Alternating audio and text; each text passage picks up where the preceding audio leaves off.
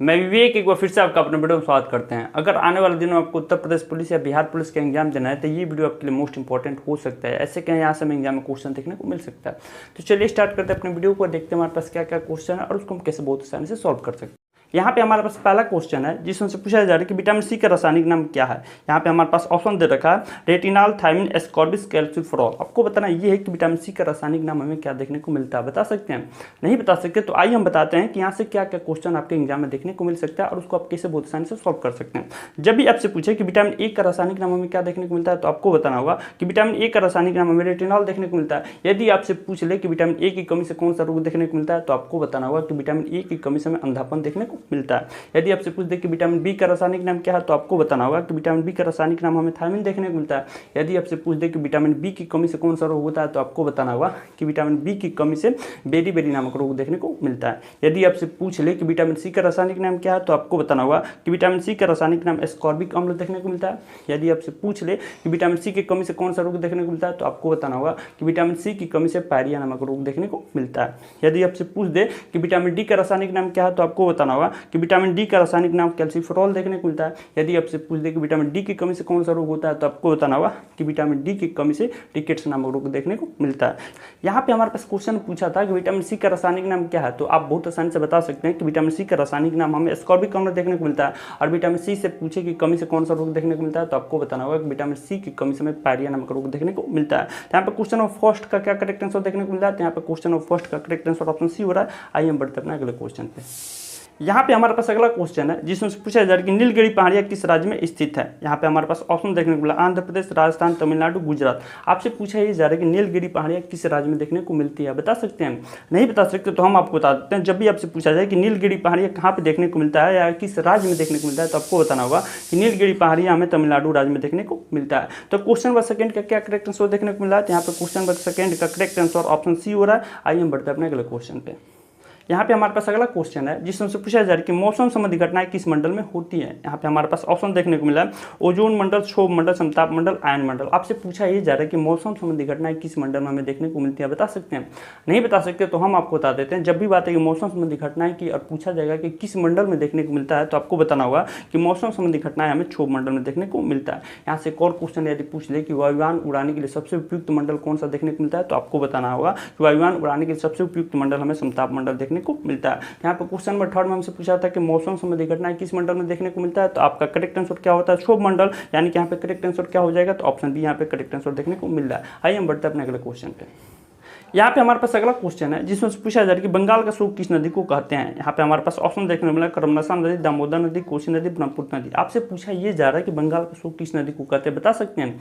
नहीं बता सकते तो हम आपको बताते हैं कि यहाँ से क्या क्या क्वेश्चन आपके एग्जाम में देखने को मिल सकता है। यदि आपसे पूछ दे कि भारत का शोक किस नदी को कहते हैं तो आपको बताना होगा कि भारत का शोक कर्मनसा नदी को कहते हैं। यदि आपसे पूछ दे झारखंड का शोक या बंगाल का शोक किस नदी को कहते हैं तो आपको बताना होगा झारखंड का शोक या बंगाल का शोक दामोदर नदी को कहते हैं। यदि आपसे पूछ दे कि बिहार का शोक किस नदी को कहते हैं तो आपको बताना होगा कि कोसी नदी को बिहार का शोक कहते हैं। यदि आपसे पूछ दे कि असम का शोक किस नदी को कहते हैं तो आपको बताना होगा असम का शोक ब्रह्मपुत्र नदी को कहते हैं। यहाँ से क्या क्या क्वेश्चन पूछ सकता है। यदि आपसे पूछते भारत का शोक किस नदी को कहते हैं तो आपको बताना होगा कर्मनसा नदी को। यदि आपसे पूछ दे झारखंड का शोक या ऐसे पूछे कि बंगाल का शोक किस नदी को कहते हैं तो आपको बताना होगा दामोदर नदी को। यदि आपसे पूछ दे यहाँ पे कि बिहार का शोक किस नदी को कहते हैं तो आपको बताना होगा कोसी नदी को। यदि आपसे पूछ दे कि असम का शोक किस नदी को कहते हैं तो आपको बताना होगा ब्रह्मपुत्र नदी को। तो यहाँ पे क्वेश्चन नंबर 4 में हमसे पूछा था कि बंगाल का शोक किस नदी को कहते हैं तो आप बता देंगे दामोदर नदी को। यानी कि यहाँ पे क्वेश्चन नंबर 4 का क्या करेक्ट आंसर देखने को मिला तो यहाँ पे क्वेश्चन नंबर 4 का करेक्ट आंसर ऑप्शन बी हो रहा है। आइए हम बढ़ते हैं अपने अगले क्वेश्चन पे।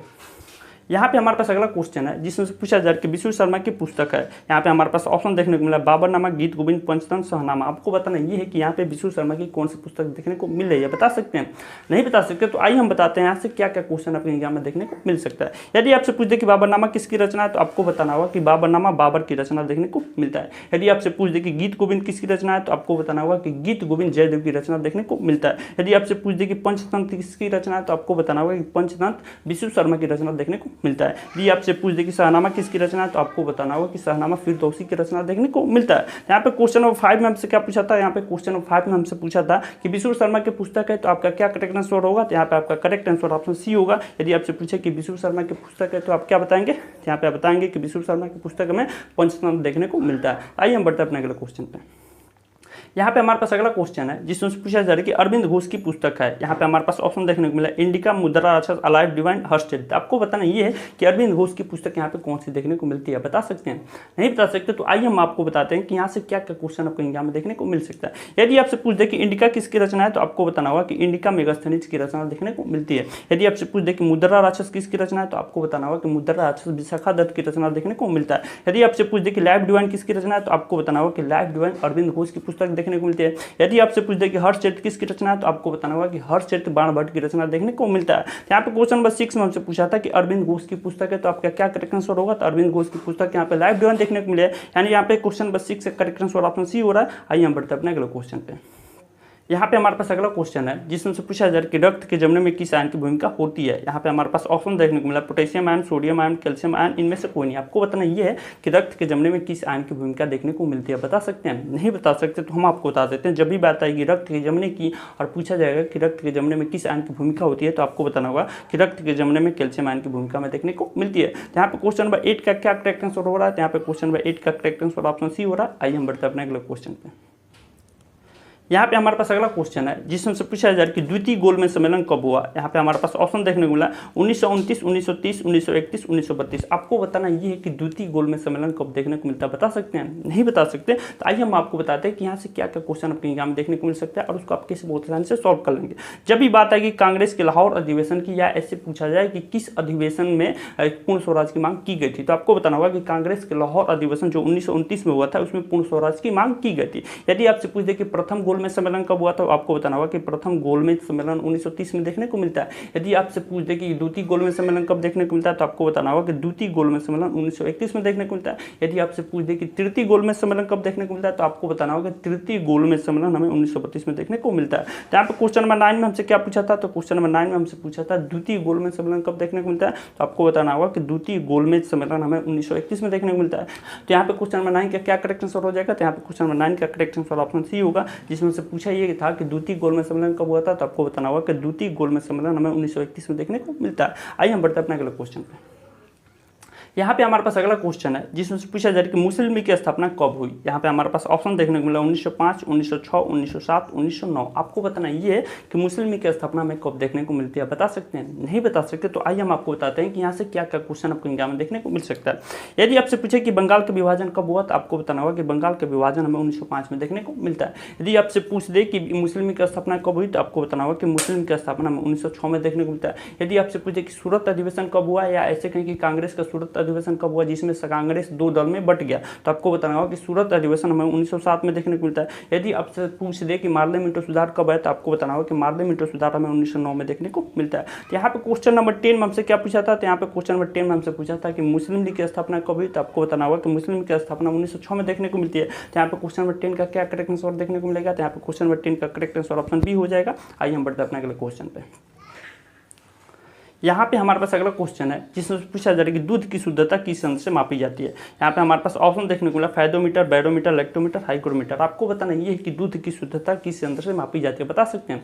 नहीं बता सकते तो आइए हम आपको बताते हैं कि यहाँ से क्या क्या क्वेश्चन आपको एग्जाम में देखने को मिल सकता है। यदि आपसे पूछ दे कि समुद्र की गहराई या पूछे कि नदी की गहराई किस यंत्र से मापी जाती है तो आपको बताना होगा कि फेडोमीटर से हम समुद्र की गहराई या नदी की गहराई मापते हैं। यदि आपसे पूछ दे कि वायुमंडलीय दाब किस यंत्र से मापते हैं तो आपको बताना होगा बैरोमीटर से। यदि आपसे पूछ दे कि दूध की शुद्धता किस यंत्र से मापी जाती है आपको बताना होगा लैक्टोमीटर से। यदि आपसे पूछ दे कि वायुमंडल में आर्द्रता किस यंत्र से मापी जाती है तो आपको बताना होगा हाइग्रोमीटर से। यहाँ पे क्वेश्चन नंबर 11 में हमसे क्या पूछा था, तो यहाँ पे क्वेश्चन नंबर 11 में हमसे पूछा था दूध की शुद्धता किस यंत्र से मापी जाती है तो आपको बताना होगा लैक्टोमीटर से। यहाँ पे क्वेश्चन नंबर 11 का क्या करेक्ट आंसर देखने को मिलता है, यहाँ पे क्वेश्चन नंबर 11 का करेक्ट आंसर ऑप्शन सी हो रहा है। आइए हम बढ़ते हैं अपने अगले क्वेश्चन पे।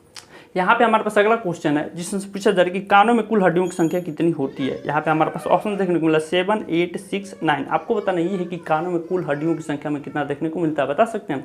नहीं बता सकते तो हम आपको बता देते हैं। जब भी बात आएगी कान की, पूछा जाएगा कि कान में टोटल हड्डियों की संख्या कितना देखने को मिलता है तो आपको बताना होगा कि कान में टोटल हड्डियों की संख्या में 6 देखने को मिलता है। यहाँ पे क्वेश्चन नंबर 12 का क्या करेक्ट आंसर देखने को मिला, तो जब भी आपसे पूछे कि कानों में हड्डियों की संख्या कितनी होती है तो आपको बताना होगा 6। यहाँ पे क्वेश्चन नंबर 12 का करेक्ट आंसर ऑप्शन सी हो रहा है। आइए हम बढ़ते हैं अपने अगले क्वेश्चन पे। यहाँ पे हमारे पास अगला क्वेश्चन है जिसमें से पूछा जाए कि लोकटक झील किस राज्य में स्थित है। यहाँ पे हमारे पास ऑप्शन देखने को मिला त्रिपुरा, मणिपुर, मेघालय, बंगाल। आपको बताना ये है कि लोकटक झील हमें किस राज्य में देखने को मिलता है, बता सकते हैं? नहीं बता सकते तो हम आपको बता देते हैं। जब भी बात है कि लोकटक झील की और पूछा जाएगा कि लोकटक झील हमें किस राज्य में देखने को मिलता है तो आपको बताना होगा कि लोकटक झील हमें मणिपुर राज्य में देखने को मिलता है। आइए हम बढ़ते हैं अपने अगले क्वेश्चन पे। यहाँ पे हमारे पास अगला क्वेश्चन है जिसमें से पूछा जा रहा है कि 2.5 दिन का झोपड़ा किसने बनवाया था। यहाँ पे हमारे पास ऑप्शन देखने को मिले इल्तुतमिश, कुतुबुद्दीन ऐबक, शाहजहां, बाबर। आपको बताना ये है कि 2.5 दिन का झोपड़ा किसने बनाया था, बता सकते हैं? नहीं बता सकते तो हम आपको बता देते हैं। जब भी बात आएगा 2.5 दिन की झोपड़ा की और पूछा जाएगा कि 2.5 दिन का झोपड़ा किसने बनाया था तो आपको बताना होगा कि 2.5 दिन का झोपड़ा कुतुबुद्दीन ऐबक ने बनाया था। यहाँ पे क्वेश्चन नंबर 14 का क्या करेक्ट आंसर हो जाएगा, तो यहाँ पे क्वेश्चन नंबर 14 का करेक्ट आंसर ऑप्शन बी हो जाएगा। जब भी आपसे पूछे कि 2.5 दिन का झोपड़ा किसने बनवाया था तो आपको बताना होगा कि 2.5 दिन का झोपड़ा कुतुबुद्दीन ऐबक ने बनवाया था। आइए हम बढ़ते हैं अपने अगले क्वेश्चन पे। यहाँ पे हमारे पास अगला क्वेश्चन है जिसमें से पूछा जा रहा है कि मध्य प्रदेश का एक राष्ट्रीय उद्यान है। यहाँ पे हमारे पास ऑप्शन देखने को मिला दुधवा राष्ट्रीय पार्क, चंद्रप्रभा वन्यजीव विहार, केवलादेव राष्ट्रीय उद्यान, कान्हा राष्ट्रीय पार्क। आपको बताना ये है कि मध्य प्रदेश का एक राष्ट्रीय उद्यान यहाँ पे हमें क्या देखने को मिल रहा है। नहीं बता सकते तो आइए हम आपको बताते हैं कि यहाँ से क्या क्या क्वेश्चन आपको एग्जाम में देखने को मिल सकता है। जब भी बात है कि दुधवा राष्ट्रीय पार्क की और पूछा जाएगा कि दुधवा राष्ट्रीय पार्क में कहाँ देखने को मिलता है तो आपको बताना होगा कि दुधवा राष्ट्रीय पार्क में उत्तर प्रदेश में देखने को मिलता है। यदि आपसे पूछ दे कि चंद्रप्रभा वन्यजीव विहार हमें कहाँ देखने को मिलता है तो आपको बताना होगा कि चंद्रप्रभा वन्यजीव विहार भी हमें उत्तर प्रदेश में देखने को मिलता है। यदि आपसे पूछ दे कि केवलादेव राष्ट्रीय उद्यान हमें कहाँ देखने को मिलता है तो आपको बताना होगा कि केवलादेव राष्ट्रीय उद्यान हमें राजस्थान में देखने को मिलता है। यदि आपसे पूछ दे कि कान्हा राष्ट्रीय पार्क कहाँ देखने को मिलता है तो आपको बताना होगा कि कान्हा राष्ट्रीय पार्क हमें मध्य प्रदेश में देखने को मिलता है। तो यहाँ पे क्वेश्चन नंबर 15 का क्या करेक्ट आंसर देखने को मिलेगा, तो यहाँ पे क्वेश्चन नंबर 15 का करेक्ट आंसर ऑप्शन डी होगा। यदि आपसे पूछ दे कि मध्य प्रदेश का एक राष्ट्रीय उद्यान क्या है तो आपको बताना होगा कि कान्हा राष्ट्रीय पार्क मध्य प्रदेश का एक राष्ट्रीय उद्यान देखने को मिलता है। आइए हम बढ़ते हैं अपने अगले क्वेश्चन पे। यहाँ पे हमारे पास अगला क्वेश्चन है जिसमें से पूछा जा रहा है कि कमरे में रखे रेफ्रिजरेटर का दरवाजा खोल दिया जाता है तो कमरे का ताप। यहाँ पे हमारे पास ऑप्शन देखने को मिला है कम हो जाएगा, बराबर रहेगा, बढ़ जाएगा, इनमें से कोई नहीं। आपको बताना ये है कि यदि हमारे पास कमरे में एक कोई रेफ्रिजरेटर है ऐसे कहीं फ्रिज है उसका दरवाजा हम खोल देते हैं तो कमरे के ताप में हमें क्या प्रभाव देखने को मिलता है, बता सकते हैं? नहीं बता सकते तो हम आपको बता देते हैं। जब भी आपके पास एक कमरा है और कमरे में रेफ्रिजरेटर है ऐसे कहीं फ्रिज है और उसका आप दरवाजा खोल देंगे तो उस कमरे का ताप क्या हो जाएगा, कमरे का ताप हमें बढ़ा हुआ देखने को मिलेगा। यहाँ पर क्वेश्चन नंबर 17 का क्या करेक्ट आंसर देखने मिलेगा, तो यहाँ पे क्वेश्चन नंबर 17 का करेक्ट आंसर ऑप्शन सी होगा। आइए हम बढ़ते हैं अपने अगले क्वेश्चन पे। यहाँ पे हमारे पास अगला क्वेश्चन है जिसमें से पूछा जा रहा है कि सूर्य की ऊष्मा पृथ्वी पर कैसे पहुंचती है। यहाँ पे हमारे पास ऑप्शन देखने को मिला तेज गति के द्वारा, विकिरणों के द्वारा, तरंगों के द्वारा, इनमें से कोई नहीं। आपको बताना ये है कि सूर्य की ऊष्मा पृथ्वी पर कैसे पहुंचती है, बता सकते हैं? नहीं बता सकते तो हम आपको बता देते हैं। जब भी बात आएगी सूर्य की और पूछा जाएगा कि सूर्य की ऊष्मा पृथ्वी पर कैसे पहुंचती है तो आपको बताना होगा कि सूर्य की ऊष्मा पृथ्वी पर विकिरणों के द्वारा पहुंचती है। ठीक है, यहाँ पे क्वेश्चन नंबर 18 का क्या करेक्ट आंसर देखने को मिलेगा, तो यहाँ पे क्वेश्चन नंबर 18 का करेक्ट आंसर ऑप्शन बी होगा। यदि आपसे पूछे कि सूर्य की ऊष्मा पृथ्वी पर कैसे पहुंचती है तो आपको बताना होगा कि सूर्य की ऊष्मा पृथ्वी पर विकिरणों के द्वारा पहुंचती है। आइए हम बढ़ते हैं अपने अगले क्वेश्चन पे। यहाँ पे हमारे पास अगला क्वेश्चन है जिसमें से पूछा जा रहा है कि मनुष्य शरीर का साधारण ताप कितना होता है। यहाँ पे हमारे पास ऑप्शन देखने को मिला 35 डिग्री, 37 डिग्री, 95 डिग्री और 98 डिग्री सेंटीग्रेड। आपको बताना ये है कि मनुष्य शरीर का साधारण ताप हमें कितना देखने को मिलता है, बता सकते हैं? नहीं बता सकते तो हम आपको बता देते हैं। जब भी बात है कि मनुष्य शरीर की अब पूछा जाएगा कि मनुष्य शरीर का साधारण ताप हमें कितना देखने को मिलता है तो आपको बताना होगा कि हमें 37 डिग्री सेंटीग्रेड देखने को मिलता है। यहाँ से एक क्वेश्चन हम आपसे पूछते हैं, यदि आपसे पूछ दे कि मनुष्य शरीर का साधारण ताप हमें फ़ारेनहाइट में बताना है कि कितना डिग्री देखने को मिलता है। ठीक है, आइए हम बढ़ते हैं अपने अगले क्वेश्चन पे। यहाँ पे हमारे पास अगला क्वेश्चन है जिसमें से पूछा जा रहा है कि विश्व का सबसे ऊंचा ज्वालामुखी पर्वत कोटोपेक्सी कहाँ स्थित है। यहाँ हमारे पास ऑप्शन देखने को मिला भारत, जापान, जर्मनी, इक्वाडोर। आपको बताना ये है कि विश्व का सबसे ऊंचा ज्वालामुखी पर्वत कोटोपेक्सी कहाँ देखने को मिलता है, बता सकते हैं? नहीं बता सकते तो आपको दिमाग में रखना है। यहाँ से हमें 2 क्वेश्चन देखने को मिलेगा। यदि आपसे पूछ दे कि विश्व का सबसे ऊंचा ज्वालामुखी पर्वत कौन है तो आपको बताना होगा कि विश्व का सबसे ऊंचा ज्वालामुखी पर्वत हमें कोटोपेक्सी देखने को मिलता है।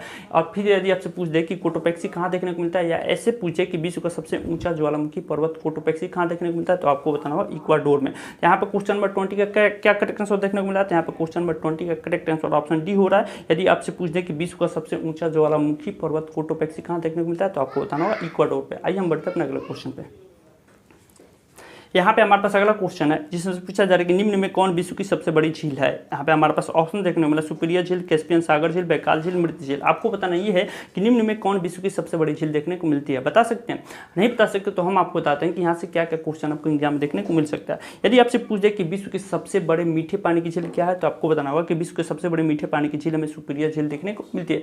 यदि आपसे पूछ दे कि विश्व की सबसे बड़ी झील या यदि आपसे पूछ दे कि विश्व के सबसे बड़े खारे पानी की झील क्या है तो आपको बताना होगा कि कैस्पियन सागर में विश्व की सबसे बड़ी झील या खारे पानी की झील देखने को मिलती है। यदि आपसे पूछे कि विश्व की सबसे गहरी झील कौन है तो आपको बताना होगा बैकाल झील। यदि आपसे पूछ दे कि विश्व में किस झील की सबसे ज्यादा खारा पानी देखने को मिलता है तो आपको बताना होगा मृत झील की। ठीक है, तो यहाँ पे हमने कुछ पॉइंट बताए, अगर ये पॉइंट आप दिमाग में रखते हैं तो यहाँ से जो क्वेश्चन बनेगा बहुत आसानी से सॉल्व कर सकते हैं।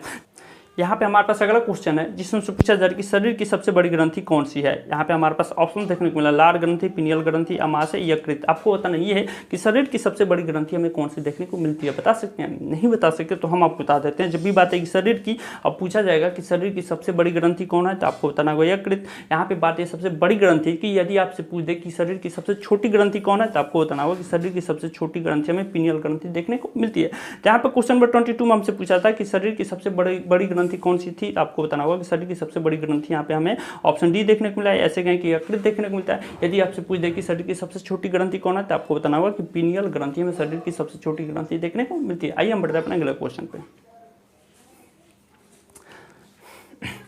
यहाँ पे हमारे पास अगला क्वेश्चन है जिसमें से पूछा जा रहा है कि रेडियो सक्रियता की खोज किसने की। यहाँ पे हमारे पास ऑप्शन देखने को मिला, Alfred Nobel, Rutherford, Henry baker और स्टोनबिन। आपको बताना ये है कि रेडियो सक्रियता की खोज किसने की थी, आप बता सकते हैं? नहीं बता सकते तो आइए हम आपको बताते हैं कि यहाँ से क्या क्या क्वेश्चन आपको एग्जाम में देखने को मिल सकता है। यदि आपसे पूछ दे कि डायनामाइट का आविष्कार किसने किया था तो आपको बताना होगा कि डायनामाइट का आविष्कार अल्फ्रेड नोबेल ने किया था। यदि आपसे पूछ दे कि प्रोटॉन का या ऐसे कहें कि नाभिक का आविष्कार किसने किया था, नाभिक की खोज किसने की थी, आपको बताना होगा कि प्रोटॉन और नाभिक की खोज रदरफोर्ड ने किया था। यदि आपसे पूछ दे कि रेडियो सक्रियता की खोज किसने की थी तो आपको बताना होगा कि रेडियो सक्रियता की खोज हेनरी बेकर ने किया था। तो यहाँ पे क्वेश्चन नंबर 23 का क्या करेक्ट आंसर देखने को मिलेगा, तो यहाँ पे क्वेश्चन नंबर 23 का करेक्ट आंसर ऑप्शन सी हो रहा है। यदि आपसे पूछ दे कि रेडियो सक्रियता की खोज किसने की थी तो आपको बताना होगा कि रेडियो सक्रियता की खोज हेनरी बेकर ने किया था। आइए हम बढ़ते हैं अपने अगले क्वेश्चन पे। यहाँ पे हमारे पास अगला क्वेश्चन है जिसमें से पूछा जा रहा है कि भारत में सबसे स्वच्छ शहर कौन सा है। यहाँ पे हमारे पास ऑप्शन देखने को मिला है, भोपाल, गोंडा, इंदौर और दिल्ली। आपको बताना ये है कि इस टाइम भारत में सबसे स्वच्छ शहर कौन सा देखने को मिल रहा है, बता सकते हैं? नहीं बता सकते तो हम आपको बता देते हैं। जब भी बात है कि भारत की, अब पूछा जाएगा कि भारत में वर्तमान में सबसे स्वच्छ शहर कौन सा है तो आपको बताना होगा कि भारत में वर्तमान में सबसे स्वच्छ शहर में इंदौर देखने को मिल रहा है। यदि आपसे पूछ दे यहीं पर कि भारत में वर्तमान में सबसे गंदा शहर कौन सा है तो आपको बताना होगा कि गोंडा शहर में भारत में वर्तमान में सबसे गंदा शहर देखने को मिल रहा है। तो यहाँ पे क्वेश्चन नंबर 24 का क्या करेक्ट आंसर देखने को मिलेगा, तो जब भी आपसे पूछेगा कि वर्तमान में भारत में सबसे स्वच्छ शहर इस टाइम कौन है तो आपको बताना होगा इंदौर। यहाँ पे क्वेश्चन नंबर 24 का करेक्ट आंसर ऑप्शन सी हो रहा है। आइए हम बढ़ते हैं अपने अगले क्वेश्चन पे। यहाँ पे हमारे पास अगला क्वेश्चन है जिसमें पूछा जा रहा है कि तराइन का प्रथम युद्ध कब हुआ। यहाँ पे हमारे पास ऑप्शन देखने को मिला 1191, 1192, 1526 और 1764। आपको बताना ये है कि तराइन का प्रथम युद्ध हमें कब देखने को मिलता है, बता सकते हैं? नहीं बता सकते तो हम आपको बताते हैं कि यहाँ से क्या क्या क्वेश्चन आपको एग्जाम में देखने को मिल सकता है और उसको आप कैसे बहुत आसानी से सॉल्व कर सकते हैं। जब भी आपसे पूछे कि तराइन का प्रथम युद्ध कब हुआ था तो आपको बताना होगा कि तराइन का प्रथम युद्ध हमें 1191 में देखने को मिलता है। यदि आपसे पूछ ले कि तराइन का द्वितीय युद्ध कब देखने को मिलता है तो आपको बताना होगा कि तराइन का द्वितीय युद्ध हमें 1192 में देखने को मिलता है। यदि आपसे पूछते कि पानीपत का प्रथम युद्ध कब देखने को मिलता है तो आपको बताना होगा कि पानीपत का प्रथम युद्ध हमें 1526 में देखने को मिलता है। यदि आपसे पूछते कि बक्सर के युद्ध हमें कब देखने को मिलता है तो आपको बताना होगा कि बक्सर के युद्ध हमें 1764 में देखने को मिलता है। यहाँ पे क्वेश्चन नंबर 25 में हमसे पूछा था कि तराइन का प्रथम युद्ध कब हुआ था तो आपको बताना होगा कि तराइन का प्रथम युद्ध हमें 1191 में देखने को मिलता है। तो यहाँ पे क्वेश्चन नंबर 25 का करेक्ट आंसर क्या हो रहा है, तो यहाँ पे क्वेश्चन नंबर 25 का करेक्ट आंसर ऑप्शन ए हो रहा है। आइए हम बढ़ते हैं अपने अगले क्वेश्चन पे।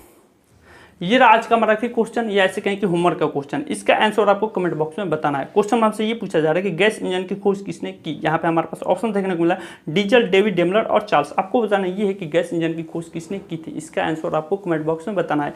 ये रहा आज का हमारा टोटल 25 क्वेश्चन। अगर ये 25 क्वेश्चन अच्छे से देखे होंगे तो यहाँ से जो क्वेश्चन आपको एग्जाम में देखने को मिलेगा बहुत आसानी से सॉल्व कर लेंगे। मैं उम्मीद करता हूँ ये वीडियो आपको थोड़ी भी अच्छी लगी होगी। अगर ये वीडियो आपको थोड़ी भी अच्छी लगी होगी तो प्लीज़ मेरे वीडियो को लाइक कीजिएगा, मेरे वीडियो को ज़्यादा से ज़्यादा शेयर कीजिएगा। आइए मिलते हैं अपने अगली वीडियो में कुछ न्यू कंसेप्ट, कुछ न्यू क्वेश्चन के साथ। तब तक के लिए धन्यवाद।